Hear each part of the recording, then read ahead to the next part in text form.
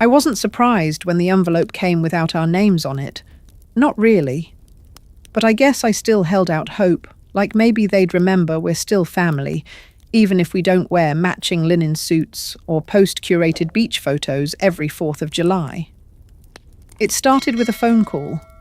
One of those overly polite, breathy types from Elaine, my ex-wife, where every word is dipped in fake sympathy, but aimed like a dagger. "Caleb," she said, "about Harper's wedding. It's going to be a very small, intimate event, very curated. They're trying to keep it elevated." I didn't say anything, just listened while my stomach tightened. They've decided to limit it to family who can represent a certain image. You know how Jonathan's family is. Executives, donors, a lot of eyes. And there it was. Not even an apology. Just a PR spin on why my daughter and I weren't welcome at her aunt's wedding. Because apparently being a heating and air guy and raising your kid on honesty doesn't fit into a $30,000 floral aesthetic. I looked across the living room at Maya. She was sitting on the floor in her favorite hoodie blue with a faded patch where she ironed on a cartoon bear years ago. 15, brilliant, and the kind of kid who makes her own birthday cards for people just to make them smile. She was sketching something in her notebook, one leg tucked under her. When I hung up, she looked up at me with a half smile. "That Mom?" I nodded. She said anything about Harper's wedding, I wanted to lie. To protect her. But I couldn't insult her like that. "They're keeping it small," I said slowly. "Just a few people who fit their guest list." She stared at me. "So we're not invited?" "No," I said, swallowing hard. "We're not." The silence that followed was worse than any shouting match I'd ever had. Maya didn't cry. She didn't even frown. She just nodded, like she was filing it away somewhere into that drawer where you put the things that quietly break you. Then she went back to her sketch, but her hand was shaking. What hurt most wasn't the exclusion. It was the fact that they didn't even pretend it wasn't personal. Elaine used to say I was the most dependable man she knew. Back when she was finishing her MBA and I was pulling 12-hour shifts in crawl spaces so we could cover daycare and her student loans. I fixed their water heater when it exploded. Lent her sister rent money more than once. Drove Elaine's dad to chemo appointments when no one else could get off work. I wasn't flashy. I wasn't fashionable. But I showed up. Apparently none of that translates to photo ready. Later that night, Maya left her sketchbook on the coffee table. I peeked at the page. It was a cartoon version of herself and me, drawn sitting on a bench in the rain. The caption read, "Not fancy, just here." And man, I nearly lost it. I didn't call Elaine back. I didn't text Harper. I didn't try to reason with any of them. I just packed up Maya's little overnight bag like I always do on Friday nights, when she stays with her mum, and waited for Elaine to pull up. But when she arrived, she didn't even look at me, just honked. Maya climbed into the car without a word, and they drove off like I was some seasonal temp at their emotional convenience store. That weekend, I stayed busy, cleaned out the garage, replaced the broken faucet in the kitchen, fixed the outlet in Maya's room that had been shorting for weeks. I fix things. That's what I do. But this felt like something that couldn't be patched or rewired. What got me wasn't just being left out. It was that they thought we wouldn't notice, that our absence wouldn't matter, that no one would ask where Maya was or why her seat at the kids' table stayed empty. But I noticed. And so did she. And I think that was the moment something shifted in me, not rage, not revenge. Just a quiet click in the back of my mind. Like a door opening to a part of myself I hadn't used in a long time. The part that doesn't beg to be included. The part that waits. Because what they didn't know, what they never cared to ask, was that while they were building a Pinterest-perfect guest list, I was building something too. They just hadn't seen it yet. The Monday after the wedding was the hardest. Not because I missed anything. God knows I didn't need to watch Harper floating down some candlelit aisle like royalty, but because of how Maya came home. She didn't say much, just tossed her overnight bag onto the couch and went straight to her room. No hug, no eye contact. And when I peeked in a few hours later to bring her dinner, she was sitting on the floor, surrounded by crumpled drawings. "You hungry, kiddo?" She shook her head. "Everything okay?" Another shake. And then, after a long pause, barely a whisper, "They made a joke about you?" "At the wedding." I knelt down. What kind of joke? She bit her lip until it turned white. "Someone asked if Mum had invited the fix-it guy. And Aunt Harper said, only if we needed a clogged toilet during vows. And everyone laughed. That hurt worse than the disinvite. Not because they mocked me. I've been on job sites where I've heard worse from strangers, but because they did it in front of my daughter, in a place that should have been family, during a moment that should have carried at least some grace. I wanted to say something, to make it better. But there was nothing to say. So I just sat beside her on the carpet shoulder to shoulder and let the silence do what words couldn't. After that, Maya stopped sketching people for a while. She drew trees, lots of them. Sometimes uprooted, sometimes split in half by lightning, and once this one stuck with me, a tree that had its top chopped off, but still had roots growing under an entire city. I asked her what that one meant. She just said, "You." I started taking extra shifts. HVAC isn't glamorous, but this time of year it's steady. People don't care what car you drive when their furnace is out in 20-degree weather. They just want heat. And I always deliver. I fixed things, quietly, efficiently. But for the first time, I realized I wasn't just fixing ductwork. I was building something, laying bricks emotionally and literally. I paid off the last of the mortgage on our house by mid-November. Rewrote the deed to a trust with my and Maya's names on it, no one else's. I updated the will, set up a college account. It wasn't flashy, but it was ours. And then I started making calls, not revenge calls, not the kind you see in movies with dramatic threats, just groundwork. An old friend who now runs a venue space. A guy I helped years ago when his AC went out during a family reunion, now a chef with a boutique catering business. A few teachers from Maya's school I'd fixed things for, who remembered how I once covered a full year's school trip fees anonymously when a student's parent lost their job. I didn't know what I was planning yet. Not exactly. But I knew this much: whatever I did next wasn't going to be about proving anything to them. It was going to be about showing something to her. Maya didn't need a dad who fought for scraps of approval. She needed a dad who stood tall and built his own damn table when they wouldn't give him a seat. One night, I came home late and found her asleep on the couch with an open sketchbook on her chest. I lifted it gently just to keep it from falling, but I couldn't help glancing down. It was a drawing of a house, not ours, not any house I recognized. It was tall, warm-looking, with lights glowing from every window. And outside stood two people holding hands under a sign that read, "Come as you are." I stood there staring at it for a long time. That's when I knew exactly what I was going to do.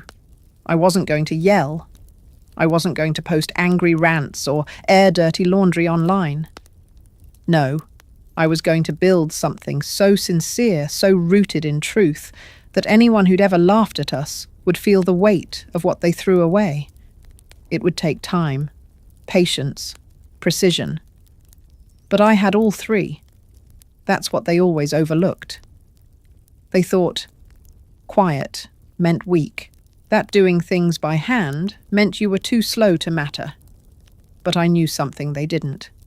Some things take longer to build because they're made to last. By the first week of December, The town had fully surrendered to holiday mode. Lights blinked from porch railings, wreaths clung to every front door, and radio stations cycled between Mariah Carey and classic Bing Crosby. Everyone was preparing for warmth, celebration, togetherness. Everyone except me. I was preparing for something else entirely. It started small. I ordered custom stationery, elegant, heavy, cream-coloured cardstock with embossed gold edges, the kind that made you hesitate before tossing it in the trash.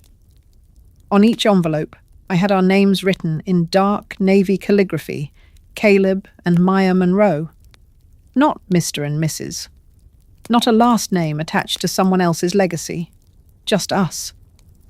Inside, the invitation read, "You are cordially invited to an evening of gratitude, warmth, and legacy, hosted by Caleb and Maya Monroe. Christmas Eve, 7 p.m, dress code. Come as you are because character outshines status every single time." I didn't send it just to family. I sent it to everyone Harper had invited to that wedding. Former neighbours, family friends, work colleagues of Elaine's dad. Even Jonathan Trent's uncle, some venture capitalist, who once called me a noble relic after I fixed his pool heater. I didn't expect any of them to come. That wasn't the point. The point was, I was no longer knocking. I was building my own entrance, and I wanted them to know it. One Friday evening, a week before Christmas, Elaine came by to pick up Maya. Same routine as always, shorthorn tap engine running no eye contact. But this time, I was waiting on the porch. Calm. Coat zipped. A folder in my hand. "Maya's not coming tonight," I said. Elaine blinked. "Excuse me." She asked to stay home. Said she's tired of pretending. Elaine laughed, one of those dry, performative chuckles she used at networking events. "You can't just—" I handed her the folder. She opened it, brows furrowing.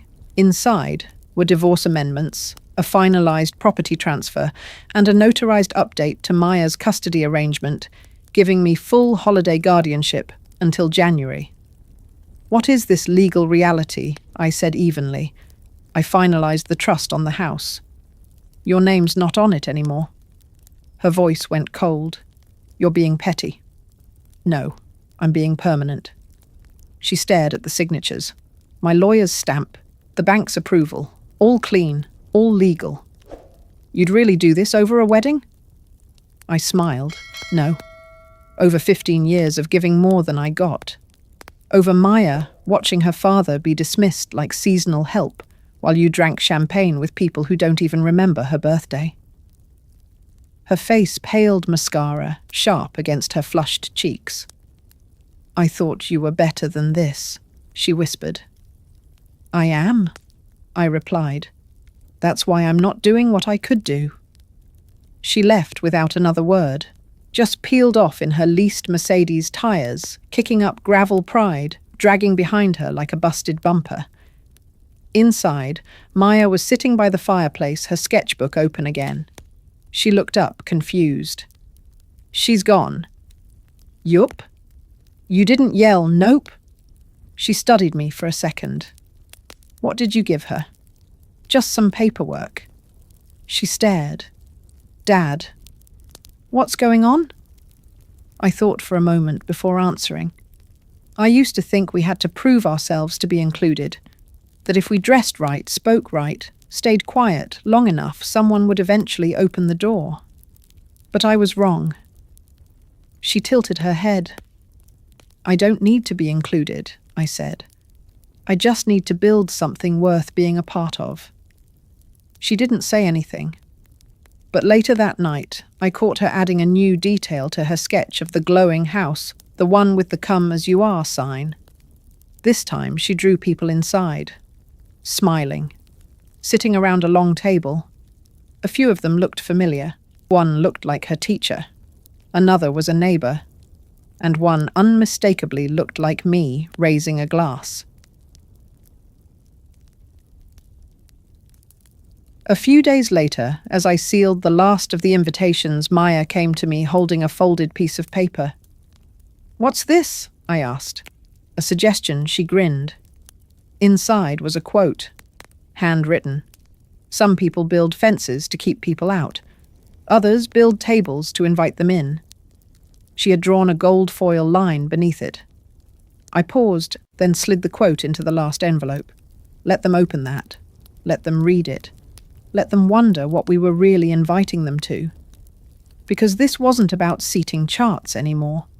This was about something far stronger than revenge. It was about legacy. Christmas Eve in Carolina had that crisp, silver-blue tint in the air, the kind that smelled like chimney smoke and pine needles. I set the table with Maya. Nothing fancy mismatched napkins, a roast I'd slow-cooked all day, apple cider warming on the stove. We had jazz playing low on the record player, a few neighbours stopping in early to drop off cookies and hugs. The house wasn't perfect, but it felt like home. Around 6:45, Maya peeked out the window. "They're coming," she said softly. I followed her gaze. A convoy of black SUVs and luxury sedans was pulling up the driveway like it was a gala. I recognized the faces. Elaine's cousin, who never remembered Maya's name. Harper's Instagram friend from Atlanta, who once told me blue-collar work smelled like fear. And behind them, Harper and Jonathan, dressed like a magazine, cover their smiles tight with anticipation. Elaine was there too. Fur shawl designer heels, sinking slightly into the gravel. She hadn't looked at me since that night on the porch. They walked up to the gate. That's when security stepped out. A retired vet I'd hired through a friend. Calm, professional. He held a clipboard and a small basket of envelopes. "Evening," he nodded. "I'm going to have to stop you right here." Harper blinked. "What? Please read this," he said, handing over a sealed note. Identical copies were handed to the rest of the group. A few began reading aloud.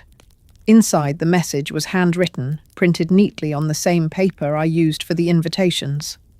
"This evening is reserved for those who stayed true. For those who see people, not profiles. If you turned your back on us when we weren't photo-ready, you'll find the door no longer open. Merry Christmas. Come as you are, if who you are is still decent." Silence.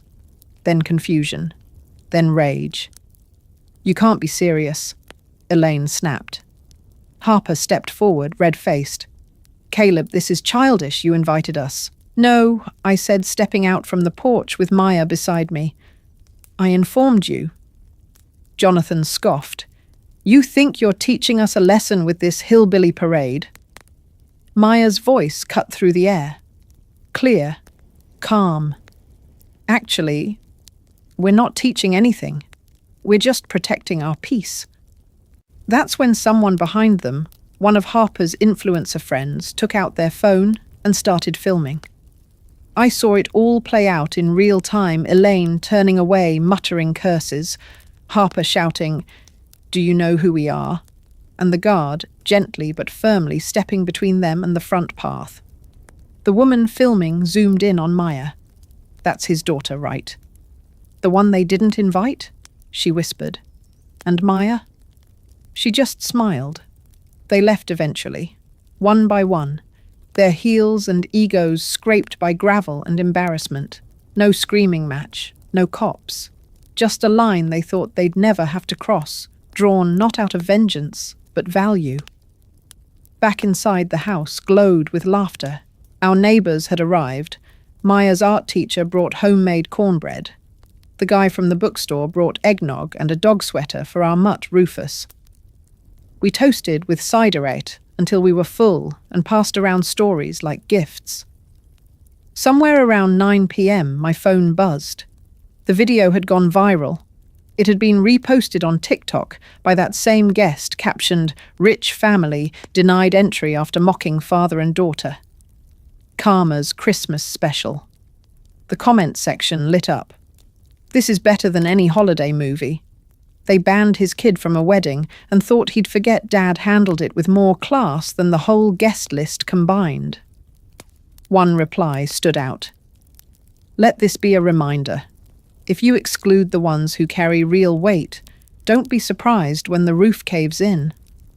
Maya was sitting across the room, curled up with a plate of cookies and cocoa cheeks pink from the fire. You okay? I asked. She looked up at me with that quiet calm she inherited from her mother's side, but this time there was no coldness in it, just strength. I finally believe we were never the problem, she said. I nodded. We weren't. Outside, the last of the taillights disappeared down the road. Inside, peace lingered like cinnamon in the air. And for the first time in a long time, I didn't feel like the outsider in my own story. I felt like the author. The days after Christmas passed quietly at our house. But outside, on social media, in whispers at the cafe, in emails and headlines, things were unraveling faster than I expected. The video from the gate had now crossed 4 million views. Someone had tagged Harper's fashion sponsors. A few sleuths dug up her brand deals and started stitching clips of her screaming, "Do you know who we are?" with her luxury promos. The contrast didn't land well. By the 27th, 3 major companies had cut ties, citing misalignment of values. Her curated empire, built on aesthetics and empty gratitude, was beginning to crumble like a marble countertop with hidden mold beneath. Elaine didn't return any of Maya's messages, and I didn't expect her to. When someone lives on appearance, the last thing they'll do is turn toward the mirror, not when it's cracked. But the fallout wasn't just online. It was right here in town. A woman I barely knew, Kathy from the school board, stopped me at the hardware store. "You're Maya's dad, right?" she asked. I nodded, bracing for something awkward. She just smiled and said, "You did right by her. That kind of strength that stays with a girl." I didn't know what to say, so I nodded and said, "Thank you." But the comments didn't stop. A stranger at the gas station left me a note with my receipt. "Respect looks good on you." A student at Maya's school doodled her drawing from the gate scene and taped it on the front office door with a glitter sticker that said, "Icon." And then something truly unexpected happened. Mrs. Beckley Maya's art teacher wrote a blog post. It wasn't meant to go viral. She didn't name names. She just told a story. One of my students was denied a place at a family celebration because her father didn't fit the image. But this man, a plumber by trade, carried himself with more class than the guest list combined. He taught his daughter that dignity is not something others give you. It's something you don't surrender. It was shared 80,000 times in 2 days. I didn't know about it until Maya showed me. She slid her phone across the table, eyes lit with something between pride and disbelief. "I think we're famous," she said with a crooked smile. I laughed. Not because it was funny, but because there was something so wildly beautiful about it. I'd spent years keeping my head down, fixing things behind the scenes, believing real value didn't need a spotlight. Turns out sometimes the quiet ones get center stage without ever asking for it. That night we made pancakes for dinner. Maya put on her favorite hoodie, the one with the faded cartoon bear, and we ate on the couch while watching a rerun of Fixer Upper. She turned to me halfway through and said, "You know what I realized?" "What's that?" "You never had to raise your voice for them to finally hear you." That stuck with me, because for so long I thought being loud meant being strong. That silence was surrender. But I was wrong. Silence, when paired with action, is thunder. It was the first Saturday of the new year when Maya handed me the envelope. She had just come back from the bookstore with her sketch pad tucked under one arm, and without a word, she slid the letter across the kitchen counter. "To Aunt Harper," it said in her careful handwriting. No swirls, no decoration, just plain truth dressed in ink. "You sure you want to send it?" I asked. Maya nodded. "It's not for her. Not really. It's for me." She walked out of the room, leaving me alone with it. I hesitated for a moment, then opened the flap. "Dear Aunt Harper, I may not have a matching dress set or a last name that gets mentioned at fundraisers, but I do have something you don't. I have a father who never once let me feel like less, who stayed when others left, who didn't need status to be strong. You didn't just exclude us from a party, you made it clear that we embarrass you. But I'm not embarrassed. Not one bit. I'm proud of who we are. I hope someday, when the cameras are gone and the likes stop coming, you'll learn the difference between a brand and a backbone. Sincerely, Maya Monroe." It hit me harder than I expected. Not just because of what she said, but because of what she didn't say. No anger. No begging. Just release. I dropped the letter in the mailbox that afternoon. 3 days later, the first domino fell. News broke that Harper's boutique was being audited. Turns out some of her giveaway partners weren't technically registered businesses, and she'd written off those promotions on her taxes. Then, the influencer house she was managing got shut down after leaked emails revealed she'd been trashing half her friends behind their backs, calling one a brand liability in heels and another a plus-size rebrand risk. It wasn't just bad, it was nuclear. Sponsors fled. Her husband's company issued a public statement of separation, and within a week, Harper Trent was trending for all the wrong reasons. I didn't gloat. I didn't even tell Maya.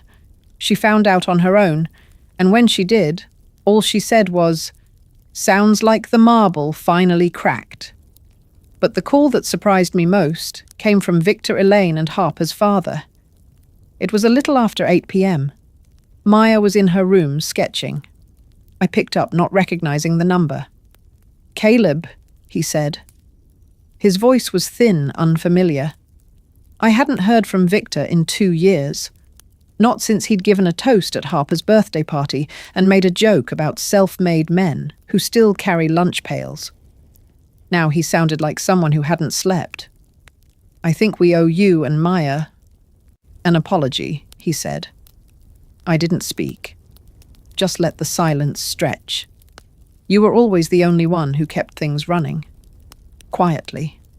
Without fanfare. And we didn't treat you like family. We treated you like staff. I said nothing. "Please," he added. "Could you talk to the press? Say this has all been exaggerated. You're the only one they still believe." It was like watching someone try to patch a sinking boat with glitter tape. "No," I said quietly. "You don't understand. We're losing everything." I took a slow breath. "You already lost the one man who could fix it." Then I hung up. I stood there for a long time, phone still in my hand. The silence in the kitchen wrapping around me like a familiar coat. I didn't feel triumphant, just clean.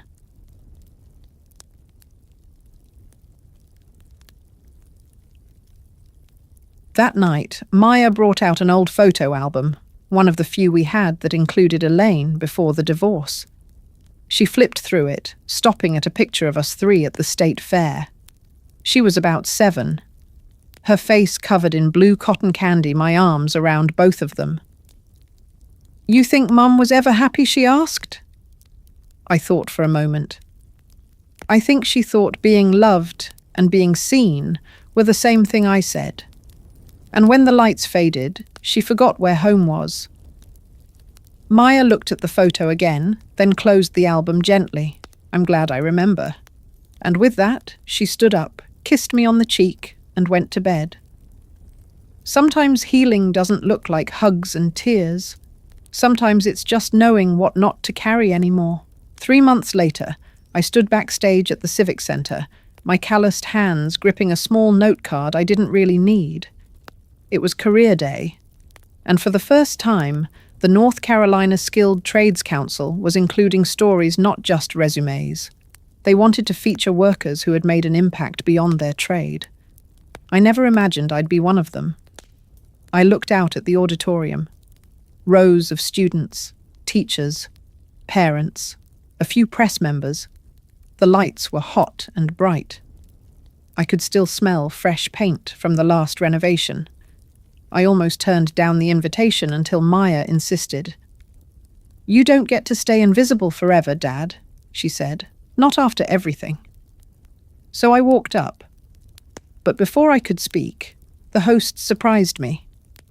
"We'd like to have someone very special introduce today's final guest." And then Maya stepped onto the stage. She stood in her thrifted denim jacket and sneakers hair pulled back in a messy bun, no script in hand. "This is my dad," she said simply. "He's a plumber. He fixes things. Furnaces. Pipes. Sometimes people. He doesn't wear suits or give TED Talks. But if your life broke in half, he'd be the first one to show up with tools, with answers, with love." The crowd was silent.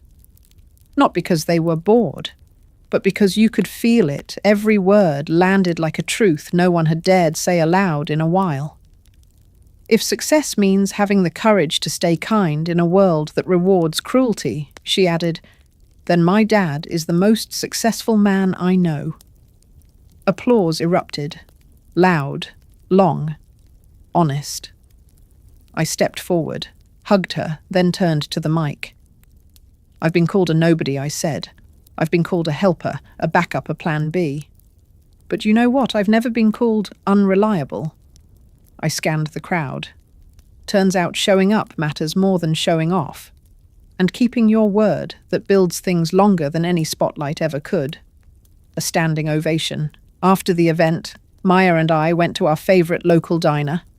No tuxes, no cameras, just fried chicken, mashed potatoes, and the kind of peace you can't fake. Halfway through dinner, the waitress arrived with a bottle of sparkling cider and a handwritten card. For the man who reminded us what character looks like. From someone who used to laugh and now listens. I didn't know who sent it, but I didn't need to. Maya raised her glass. "To legacy," she said. I clinked mine against hers. To finally being seen and never needing their approval again. And in that small booth, with the hum of an old jukebox in the background and the steam rising from our plates, I realized something I had never dared believe before. I didn't just win. I redefined the rules. Sometimes the deepest betrayal doesn't come from strangers. It comes from the people who were supposed to protect you, include you, and stand by you when it mattered most. The man who wasn't invited isn't just a story about exclusion or revenge. It's a quiet, powerful reminder that self-worth doesn't come from being accepted by the loudest room, but from refusing to be diminished by it. True character isn't built through wealth, reputation, or influence. It's revealed in moments when no one is watching. For anyone who's ever felt dismissed, underestimated, or quietly pushed aside for not fitting a mold, this story is your reminder that dignity can be louder than status, and that real justice doesn't always look like a fight. It can look like peace, silence, or simply walking away. It's about choosing to stop chasing validation from people who only see your value when it's convenient. Instead, it invites you to protect your peace, honor your truth, and build a legacy rooted in who you are not, who they expect you to be. If this story stirred something in you, if you've ever been the underdog, or the one who had to hold your head high while walking away from people who should have stood beside you, share your experience in the comments. We'd love to hear your perspective. And if this story resonated, hit like to let us know and subscribe to the channel for more thought-provoking, emotionally grounded stories like this one. Until next time, stay kind, stay strong, and may you always find peace even after the storm.